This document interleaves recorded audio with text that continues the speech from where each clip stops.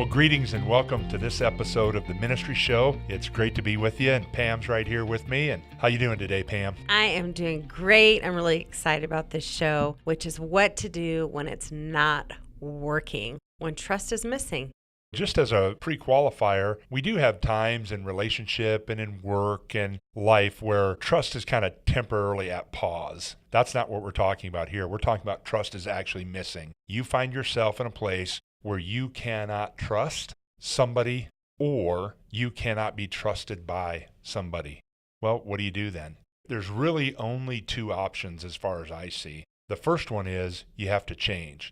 There are a lot of different ways to go about that. We have such a great system within our country of therapeutic help through counseling and things of that nature that are all designed to help you with your own self to change. We have friends, we have family. There's just a plethora of knowledge in that. I think we've talked about a couple of books even that would be helpful for that, like Necessary Endings and some other. But you have the option to change. So what do you need to change about yourself is what I'm talking about, not how can I change somebody else. That's not the pathway to go down. But what you can do is change, or you need to quit. One of those two things has to happen. Otherwise, you're going to live the same life year after year after year, and it's going to be more and more and more frustrating, more and more problematic. And in those situations, you can develop all kinds of isms and schisms and, bad stuff. So I don't think that's what the Lord has for any of us. So number one is change. It starts with that personal assessment that we've talked about in the last couple of shows. Pam, I think you said you got to take a good look in the mirror. In the mirror, not at the mirror. In the mirror, in the reflection mirror. of that person. And, being honest with yourself and trying to know and understand where there's something that's not congruent within your personality, within your makeup, within who you're portraying yourself to be and who you really are. Now, we all have a degree of facades and pretenses kind of to make it through the world. That's not what I'm talking about. We're actually acting incongruent with our beliefs in some way. We have maybe a secret sinful behavior, or we're completely passive aggressive. We say one thing and then do another. Those are the types of things that I'm talking about, and those can be changed. They're behaviors, and we need to take an honest assessment and then change them when possible. So then the second thing on change is, what principles are you in alignment with, and what principles are misaligned in your life? For example, we know that to have a healthy relationship, it's not only trust that matters, which is what we've been talking about these past few weeks, but also communication. I can't have a relationship with you if I can't communicate with you. Right. So, we have to learn the same language of those that we're involved with in ministry, in family, and so on. And I don't want to poke too much fun at the marriage relationship, but since it is common that there are different ways that we approach one another in that marriage relationship, you have to get a congruent language and with your spouse. And whether it's, honey, will you take out the garbage? Oh yeah, I'll take that out. And then I sit down and watch Sports Center, and then she gets mad at me for not taking out the garbage. She means, will you take out the garbage for me right this moment? Yes. Not will you eventually take out the garbage? Right. Well, those are things. Are you guys do that too? Randy and I do that because you're so impatient. So what I'm talking about is communication here. Yes. And understanding the language. Well, that's a principle that we have to speak the same language. And have you ever noticed, Pam, we use the same words, but we use different dictionaries to define the word. Right. And so the principle is communication. You can ask others questions or assess your own personal communication. In our communication, we do make assumptions that the receiver thinks. I make assumptions that they know what I'm talking about. What principles are in alignment and what maybe aren't in alignment.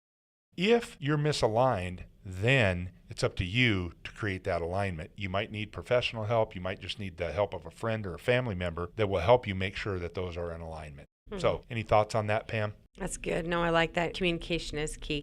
So, hey, one more thing that I'll throw in here on option number one when it comes to what to do when it's not working. I have a little diagram I call the triangle of triumph. And here's what it is. There's three sides to the triangle, and they're philosophy, attitude, and habits. And when your philosophy, your attitude, and your habits are in alignment, you'll be highly productive. When they're not, it's almost always in one of those three areas the cause for confusion, consternation, conflict, all the bad C words. And so taking a look at what's my ministry philosophy, which we covered in session 1, the attitude that I have, what's in my heart, and the habits, what are the actions that I do routinely, we need to make sure that those are in alignment. Well, how do you do that? You assess yourself and your processes and make sure that your walk is your walk and your talk is your talk and your talk is your walk and your walk is your talk. In other words, make sure you're living that congruent life. And if you are and it's still not working, then something else needs to happen. I hope that alignment of philosophy, attitude, and habits makes sense to you, but you and I cannot act incongruent with our philosophical viewpoint on anything for very long. We can fake it for a dinner party or, for Thanksgiving so that we don't get in fights with relatives, but I can't act incongruent with my own philosophies for very long. And then, of course, our philosophy influences our attitude, and our attitude influences our habits, and our habits influence our philosophy. It's a cyclical thing. So how do we get outside of ourselves and our current circles of influence in order to interact with people who have been there and done that can help us if what we need to do is change? That's my question to you, Pam. That's a good question. I do think that many times we get into a Christian bubble. So there's no secret, obviously, to doing ministry. We have so many great resources now, but how are we getting outside of ourselves, like you said? And how do we want to experience something different, I guess I would say? We need to get out of our comfort zone. We will not change within our comfort zone. That's why it's called the comfort zone. I don't want changes or adaptations within my comfort zone. So as a leader, I need to force myself to get outside of my comfort zone if I'm going to change. Do activities that get you out of what's normal and comfortable for you, and then pay attention to what's going on. That is a really, really superb idea for, is there room for change, and how is this affecting me?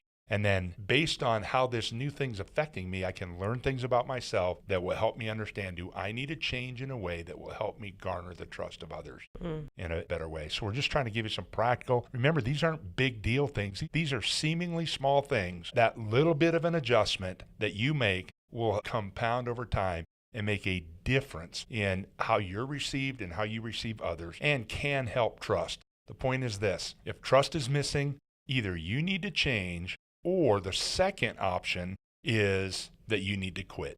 Whatever it is you're doing, you need to move on. Quit your job, quit whatever it might be, and then move on. Now, quit is kind of a not acceptable word in ministry or culture or whatever. Yeah, I'm glad you said that because, at my age, throughout my entire adult life, probably as a kid too, I heard winners never quit, quitters never win.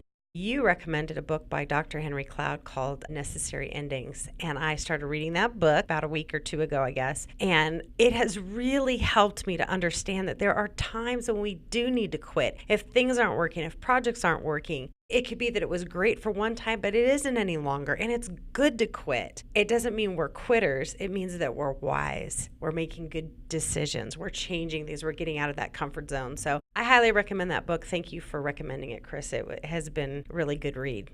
Yeah, and to pick up, Pam, on what you're saying, we don't want to be known for or have the attitude that, well, I don't like this, so I'm quitting. That is not what we're talking about. Right. We're talking about when it's not working. Right. And there's effort put into making it work and so on. So it's not just a preferential thing. If you quit the right thing at the wrong time, that's bad. Right. If you quit the right thing at the right time, that's what the necessary endings is about, because you can't do a new thing until you end the other thing. That's a quick synopsis. So we have to make sure that we don't become quitters of everything. And Seth Godin wrote a book called The Dip. It's a small little book. It's called The Dip. And it talks about this idea of making intelligent decisions on when to quit. But it is an option when there's no hope of trust. And maybe you're in a position where you've tried to change and tried to adapt. You've sort of beat your head against the proverbial wall for a long time. It's just like you have nowhere else to go. Well, it's probably time to do that second option